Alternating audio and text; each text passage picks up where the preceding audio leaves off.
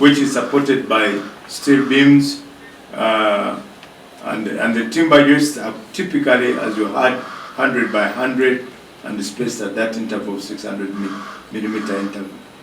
An expanded metal lath is nailed to the bottom, as I was explaining, of the timber framework, filled with the pricking up mortar, and another layer is nailed on top. I think he has shown you very well how it is being done. You put the Katumba down, pour your concrete, put a BRC on top, and then you have the roof, so to say, and the floor. Because some of these constructions are doing storage construction, not even bungalows only, but they are going in for storage construction because it is they thought, or they sold the idea that it was cheaper and faster, and you could easily have your construction.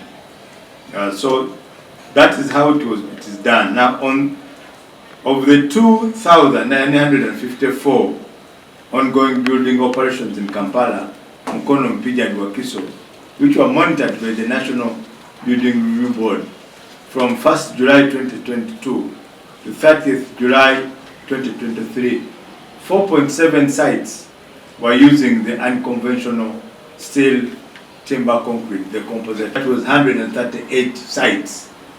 So if in terms of safety, the safety threat was at all those 138 sites if no action had been taken.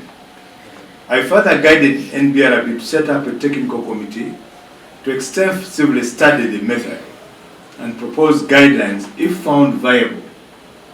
If the method had been found viable, then the National Building Review Board would have provided guidelines on how to use the method. Because I don't think these people had even any manuals while they were executing this construction. So in case of any investigation, there were no manuals, no guiding guidelines, and so it was really considered dangerous. May appoint a consultant, because they may not have the technical know-how within the committee. They may appoint a consultant to report on whether the standard of durability and stability of the structures are equal to the standards imposed by the code, unquote.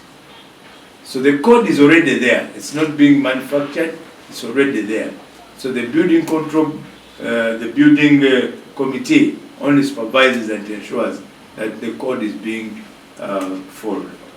The Building Control Act of 2013 established the building committees at each local and urban authority. So I know that many of you here are also constructing.